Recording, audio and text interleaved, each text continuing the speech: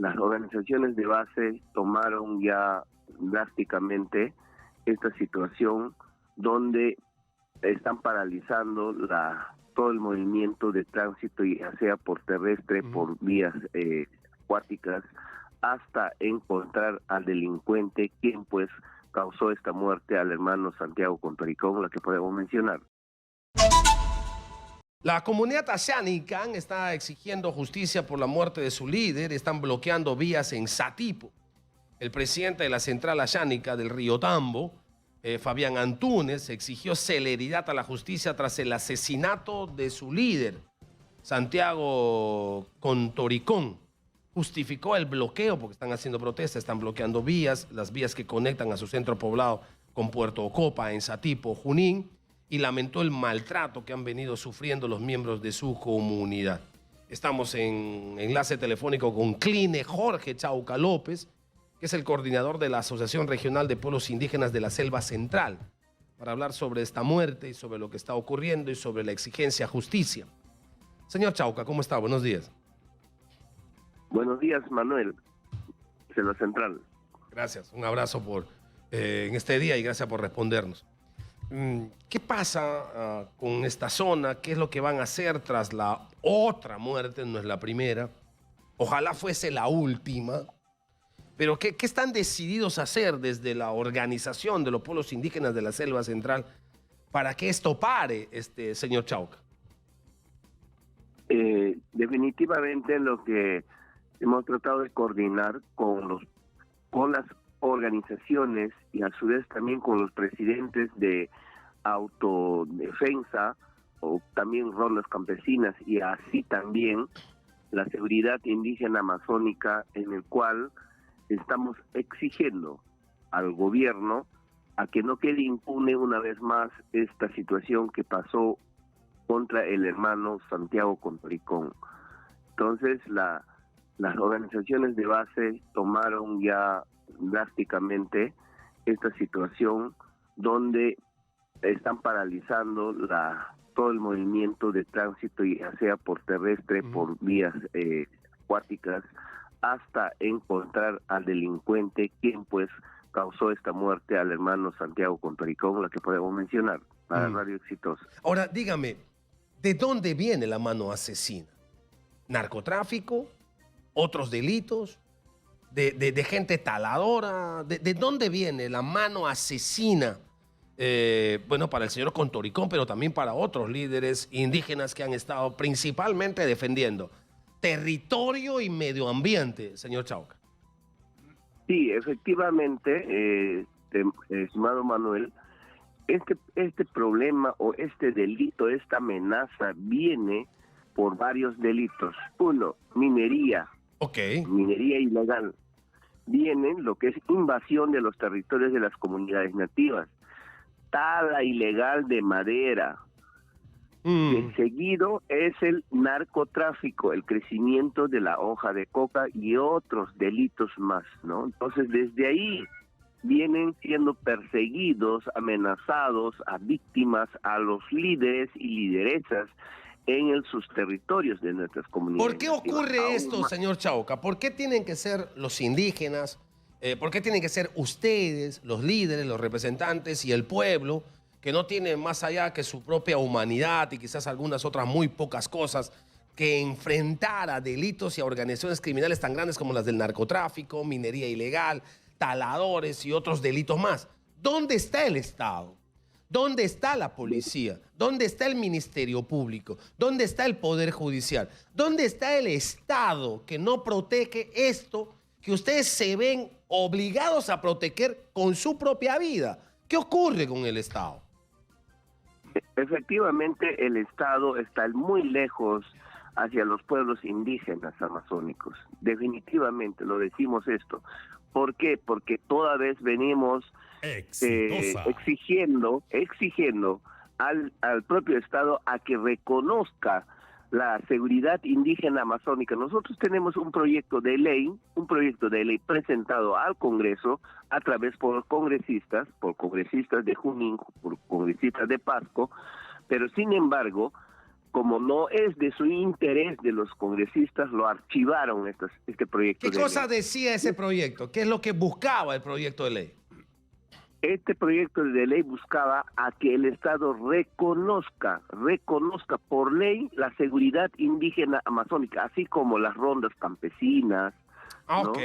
¿No? O sea, un reconocimiento tipo rondas campesinas a la seguridad indígena. ¿Qué cosa les daba? ¿Qué posibilidades les daba eso? ¿Cómo resolvía este asunto, el problema de fondo que es el tema de la amenaza y la penetración de organizaciones criminales en territorio indígena?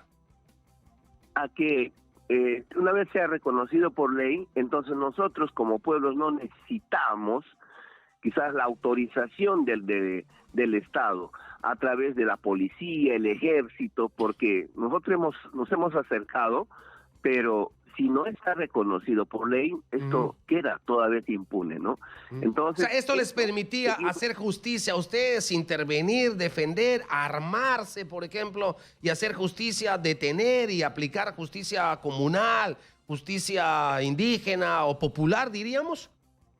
Exactamente, usted lo ha dicho esto, ¿no? Pero sin embargo, ahí se nota claramente el interés del gobierno, el interés de las autoridades, esta injusticia lo que está pasando, porque ahí nosotros como pueblos vamos a defender, ya no queremos, o sea, el pueblo indígena no hay delincuencia, pero se está viendo esta filtración de delincuentes en nuestros territorios, de nuestras comunidades. ¿Y por qué no exigir? Estoy hablando con Cline Jorge Chauca López, que es coordinador de la Asociación Regional de Pueblos Indígenas de la Selva Central. No solo la Selva Central, sino una enorme cantidad de población y de territorio nacional amenazado por taladores, amenazados por traficantes de droga, amenazados por mineros ilegales y por una cantidad más de organizaciones criminales en el Perú, penetrando zona indígena.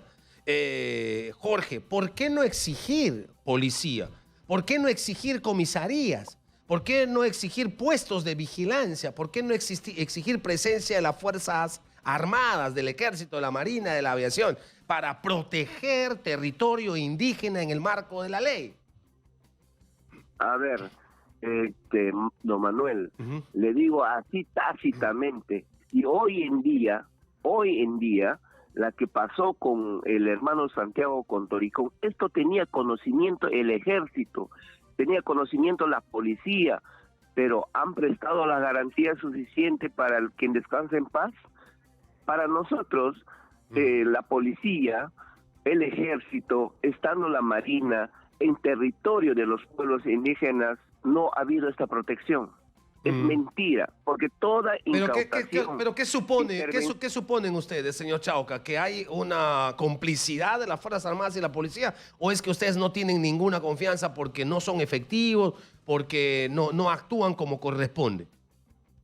Lo que nosotros estamos viendo o seguimos viendo, que no actúan como debe de ser, no actúan. Para nosotros hay complicidad frente a esta situación de trabajos ilícitos, ¿no? Entonces, esto... O sea que la policía y las Fuerzas Armadas saben dónde está el narcotráfico, saben dónde está la minería ilegal, saben de los traficantes de madera, pero no actúan. Y en el caso específico del señor Contoricón Santiago, sabían de las amenazas que le tenían, pero digamos, pidiendo la cabeza de Contoricón, pero ni la policía ni las Fuerzas Armadas que están en la zona actuaron para proteger a Santiago. No, definitivamente no.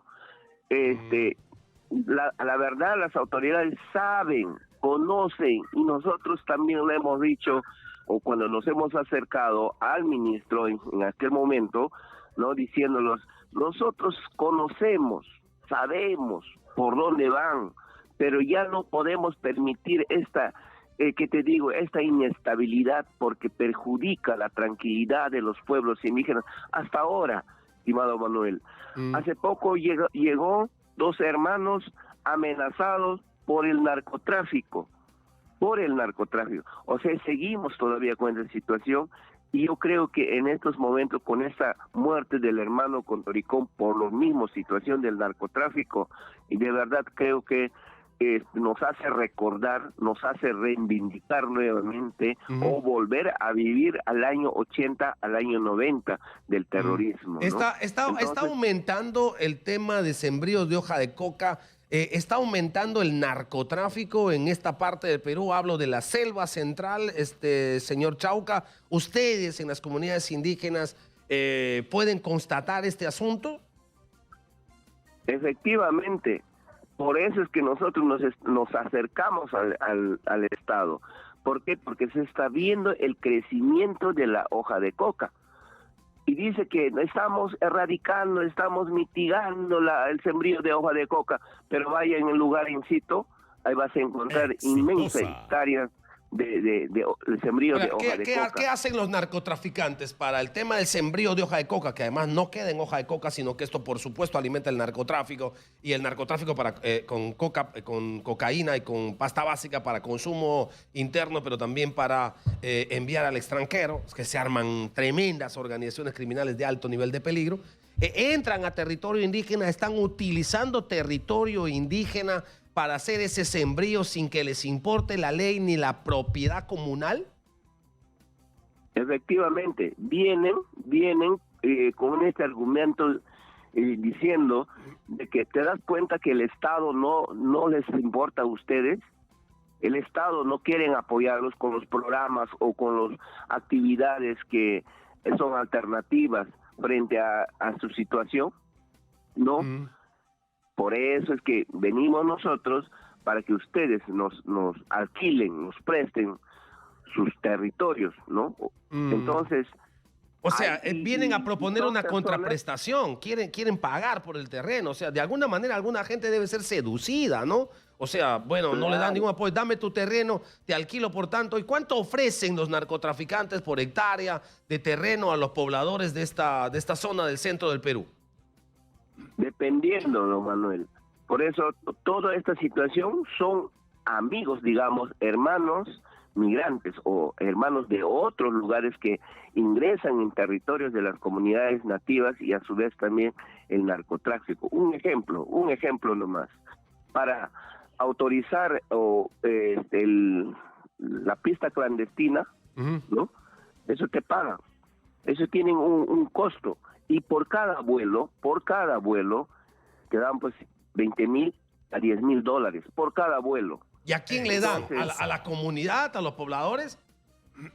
Eso le dan a la persona quien alquila esa área, digamos. Entonces, esto es... Es decir, si yo tengo una extensión de 4, 5, 6 hectáreas y ahí puedo hacer una pista de aterrizaje clandestino, le digo al narco, bueno, ok, ahí está la pista, porque además no es una pista pues, ni asfaltada ni pavimentada, es una pista simplemente abierta. Y le van a dar a ese poblador entre 10,000 a 20,000 dólares por cada vuelo que hacen. Por cada vuelo que hacen.